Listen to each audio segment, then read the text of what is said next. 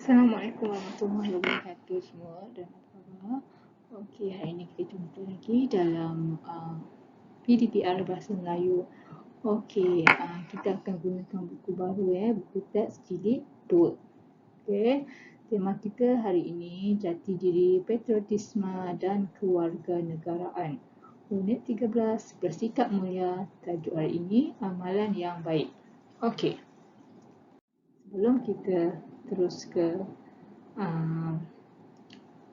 pembelajaran kita hari ini, cuba kamu teka amalan baik di bawah ni. Okey, kawan jatuh. Lepas tu apa kawan lagi seorang buat? Kawan ni tarik tangan dia untuk menolong dia. Okey, dekat sini ada huruf TANBEMMU HTBASAA. Cuba kamu teka apa agaknya ni? Ni amalan baik ya. Dapat tak? Okey, cikgu bagi. Membantu.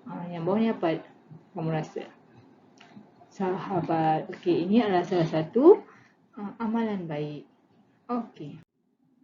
Tengok sini contoh-contoh lain amalan yang baik. Antaranya adalah bersedekah, menghormati orang tua, mengutip sampah dan juga mengulang kaji pelajaran. Okey, tak nampak pula tulisan ni.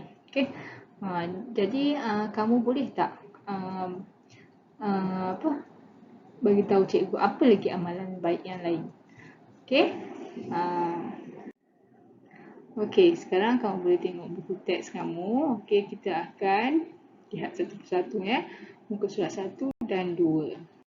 Okey, bercerita berdasarkan gambar. Okey, dekat sini ada 5 gambar. Gambar dekat sekolah, persembahan dekat sekolah, gambar bulan sabit merah, KRS dengan Puteri Islam tengah buat apa ni? Mereka sedang berkawat. Dan juga ada persembahan DK Barat.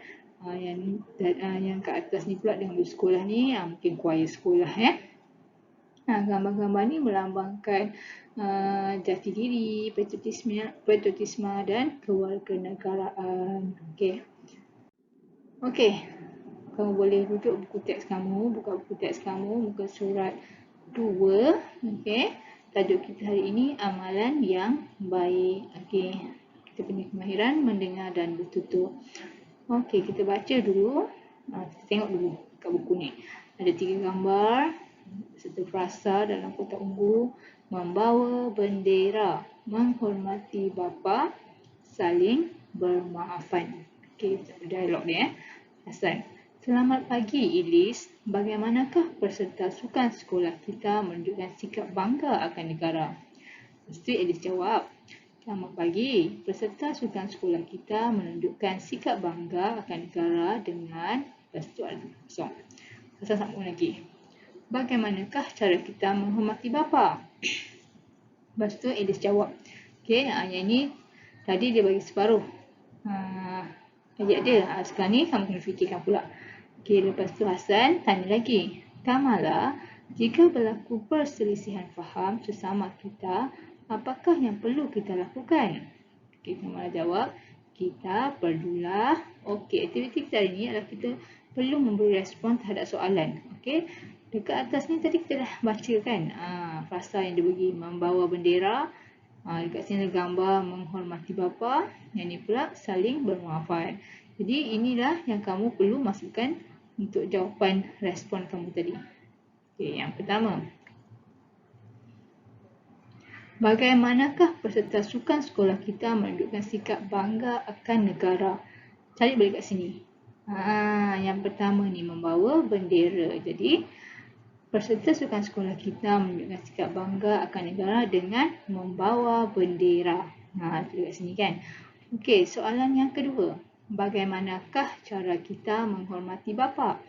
Okey, tengok dekat sini gambar ni, menghormati bapa. Apa yang dia buat tu?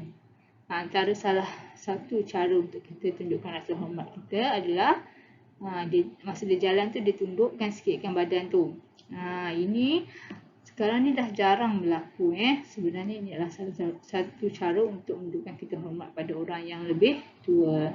Okey, jawapan dia, cara kita menghormati bapa adalah dengan membongkokkan sedikit badan semasa berjalan di hadapan bapa. Okey, kalau kamu tengok sekarang ni, kalau ada orang datang rumah kita, okey, ada tamu ke, duduk di kursi, sepatutnya kita berjalan di belakang dia. Okey, kalau lah tak ada ruang, waktu kamu nak melintas tu, kamu perlu membongkokkan sedikit badan untuk menunjukkan rasa hormat. Okey, soalan yang ketiga daripada Hasan. Kamalah jika berlaku perselisihan faham sesama kita, apakah yang perlu kita lakukan? Tengok gambar ni.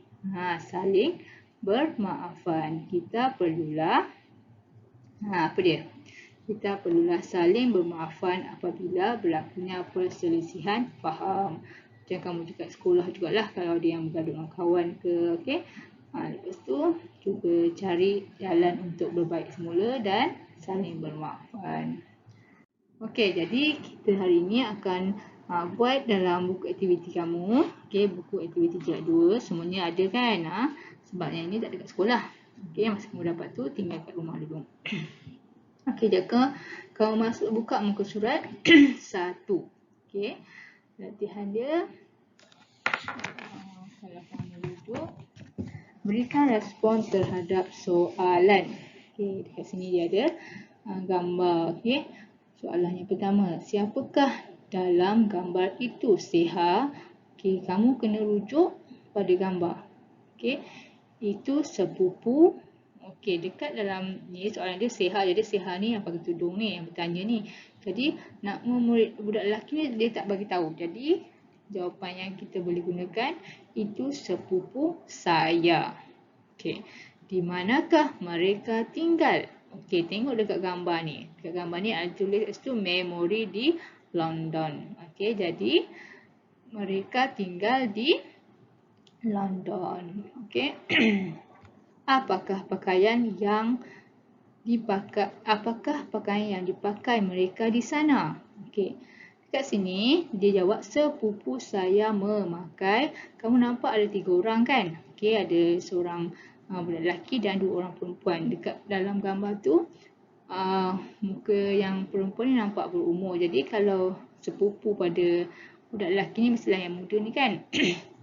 Dan dia jawab sepupu saya memakai. Dia tak sebut makcik saya memakai. Jadi kalau dia kata sepupu saya, tengok apa dia sepupu dia pakai. Baju apa ni? Sepupu saya memakai baju Melayu. Dan soalan yang terakhir, mereka duduk di atas apa, Seha? Okey, tengok balik kat gambar ni, duduk atas apa tu? Okey. Kamu tak boleh jawab mereka duduk atas kursi sebab kamu kena respon mengikut gambar.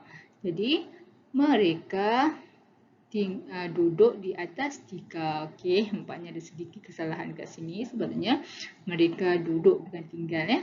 Okey, jadi kamu boleh gunakan jawapan ini, tulis dengan kemas dalam buku aktiviti kamu. Okey, sekian, terima kasih. Assalamualaikum warahmatullahi wabarakatuh.